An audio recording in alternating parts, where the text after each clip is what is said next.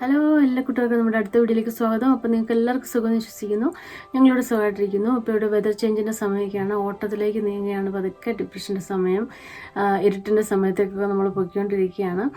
അപ്പം എന്താ പറയുന്നത്, ഇപ്പം ഇന്ന് വന്നിരിക്കുന്നത് ഒരു എഡ്യൂക്കേഷണൽ വീഡിയോ ആയിട്ടാണ്. അത് സ്റ്റീവ് തന്നെയാണ് ചെയ്തിരിക്കുന്നത്. നമുക്കറിയാം, സ്റ്റീവ് നമുക്ക് വേണ്ടി നേരത്തെ വീഡിയോസ് ചെയ്തിട്ടുണ്ട്. സ്റ്റീവ് നമ്മുടെ ഷൂസ്ബറി ആൻഡ് ടെൽഫർ ഹോസ്പിറ്റലിലെ നഴ്സ് പ്രാക്ടീഷണറാണ്. അപ്പോൾ ഇന്ന് വന്നിരിക്കുന്നത് ഫ്ലൂയിഡ് ബാലൻസിൻ്റെ ഇമ്പോർട്ടൻസിനെ കുറിച്ചുള്ളൊരു വീഡിയോ ആയിട്ടാണ്. നമുക്കറിയാം എത്ര ഇമ്പോർട്ടൻ്റ് ആണെന്ന് എല്ലാ നഴ്സസിനും അറിയാം.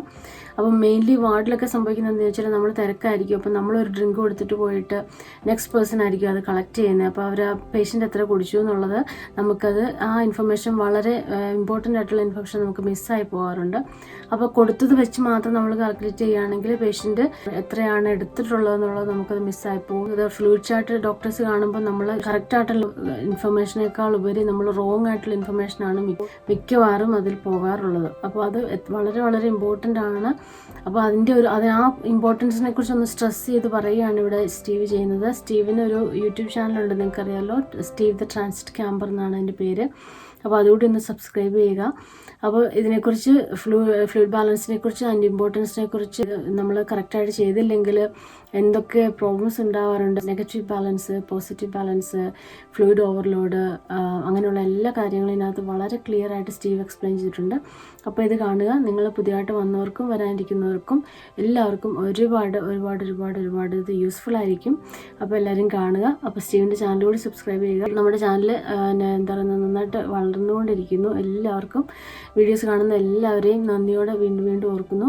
അപ്പോൾ ഇടയ്ക്കിടയ്ക്കൊക്കെ ഇങ്ങനെ നല്ല ബ്രേക്കൊക്കെ വന്നിട്ടുണ്ട്. പക്ഷെ നമുക്ക് വീണ്ടും എന്താ പറയുന്നത്, ആക്റ്റീവായിട്ട് തിരിച്ചു വരും. നിങ്ങൾക്ക് അത്യാവശ്യം വേണ്ട എല്ലാ കാര്യങ്ങളും തന്നെ നമ്മൾ ഇതിനകത്ത് ഷെയർ ചെയ്യാനായിട്ട് ആഗ്രഹിക്കുന്നുണ്ട്. അപ്പോൾ എല്ലാവരും ഇത് കാണുക. നിങ്ങൾക്ക് വളരെ വളരെ പ്രയോജനപ്പെടുന്നതായിരിക്കും. Okay, thank you Steve for doing such an amazing informative video for our new nurses. നമുക്ക് അടുത്ത വീഡിയോയിൽ വീണ്ടും കാണാം. Thank you. Bye. Hi, my name's Steve Fletcher. I'm a nurse practitioner and I work for Hospital at Night. Hi, my name's Ellie Manders and I'm a clinical support worker and I work for Hospital at Night. We've been asked to talk about the importance of fluid balance today. So hopefully we're just going to give you a quick video all about the importance of good fluid balance. So part of my job as a Hospital at Night nurse practitioner is to go and see patients that are scoring an early warning score of 5 and above. When I turn up to the ward, I may ask the nurse to go and get the fluid balance chart. This task can often be given to the support worker. And often when I go and get the fluid balance chart for the patient, we find that it's not filled out correctly. In some cases, it's not filled out at all. So Steve, as a nurse practitioner, can you tell us why it's so important to have the fluid input-output chart filled in correctly? Well, it's important on many points, and we could talk about fluid balance chart until the cows come home. But essentially, we need to know that a specific patient with a specific illness is getting the correct amount of fluid through their GI system on a daily basis. And if they can't take it through their GI system, then we might have to give some IV support, intravenous fluids. So for an example, a patient that's on a fluid restriction, which might be somebody with renal failure, they might be limited to 1.5 litres of fluid a day or 1500 mils, and they can only have that amount of fluid, otherwise they may go into an overload situation where they could need dialysis much sooner than their normal cycle. So do all patients who are on a fluid restriction need dialysis? No, not at all. So that was referring to a patient that would be on dialysis and they can only have so much fluid a day before they become overloaded because their kidneys aren't working, so they can't excrete excess fluid. But another example of a patient might be somebody with cardiac failure. So they can only tolerate a certain amount of fluid within that closed system before it starts coming into their lungs in the form of pulmonary edema. So those patients can't have too much fluid, so therefore they need a fluid restriction probably for the rest of their lives. And it's important that we don't go over that fluid restriction and cause more problems than what they came in with. So do I need to know about all these disease processes to be able to fill in a fluid balance chart accurately? No, you don't, and that's the beauty of it. So the doctor might instruct you to do a fluid balance chart and maybe give you a fluid restriction, so you don't need to know about the processes and why they've put them in. It's good to learn all of those things, but at the end of the day, we just need whatever the patient drinks and whatever the urine output is documented on the chart, so it's easy to reference throughout the day to find out if we're aiming for an overload picture or not enough volume for the day. So how do we know what a normal daily intake is? So each patient is an individual and they must be treated holistically. But on average, a man needs 2 litres of water a day or fluid in the form of whatever, and a lady needs up to 1600 mils a day. And that's general if you look on the internet about averages that have been worked out over the many years. What should a good fluid balance chart look like then? So it should be clear, it should be written well. There's no need to write mLs at the end of every number that you put on the chart, because we know it's all in mLs or in mils, however you like to say it. So leave the mLs behind. If they've had offered a cup of coffee at 200 mils and they've drank 80 mils, then you would chart 80 mils given or taken. But what we want to know is not what the patient's offered, but what the patient's actually taken. And the same for the intravenous fluid, the same for the PEG fluid, all of those things. What we want to know is what they've actually had, not what they're being offered. Yes, and it's good practice to actually clear the fluid pump when patients got intravenous fluids running and actually document how much fluid has gone through, rather than documenting that 100 mils per hour has gone through when actually the pump may have been alarming for 20 minutes of that hour and the fluids haven't been running through.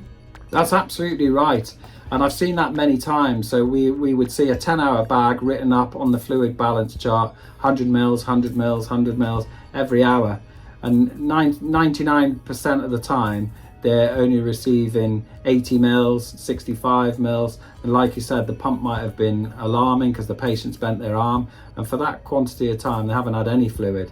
And I suppose if you worked out a 1 litre bag that should run over 10 hours, you'll probably find it does 14, 15 hours before that bag is ready to be changed. Is the colour of the urine an indicator for how much fluid a patient would need? Absolutely. So if you look at the colour of the urine of a patient, I'll put up this chart now, and this shows you if you stay between 1, 2 and 3, that shows that you're passing a good amount of water within your urine. So the colour of your urine is definitely something to go by. So you want nice straw, light coloured urine, and that's a good indicator that the patient is well hydrated. So what happens if a patient has had too much fluid over 24 hours? Yeah, interesting, and you do come across that. So there's lots of ways of telling if a patient has had too much fluid. You can look at the peripheries and see if there's any edema in the ankles or any pitting edema coming up to the knees. That's a sign that the patient needs to offload some fluid, but it's also a sign that the albumin's not doing very well and that they're poorly anyway. So you've got to weigh up and balance what you're actually looking at. So also, if you look on the fluid balance chart, you should see what input they've had, what their output is, and then it should work out to a slightly positive balance in a poorly patient. Obviously not more than sort of 200-300 mils on average. Way to tell if a patient's dehydrated or if they're overloaded, if you have a look at their electrolytes, sometimes you see the sodium very low because it's over diluted, or the potassium may be very low, it's not had a chance to concentrate within the bloodstream because there's too much fluid on board. There's many ways of looking at the laboratory tests of whether a patient's overloaded or not, but essentially we're looking out for that pulmonary edema, that increased rest rate, and that normally reflects that the patient is overloaded with fluid. So is that the opposite if the patient has had too little fluid then? Absolutely. So you'd see concentrated U's and E's then.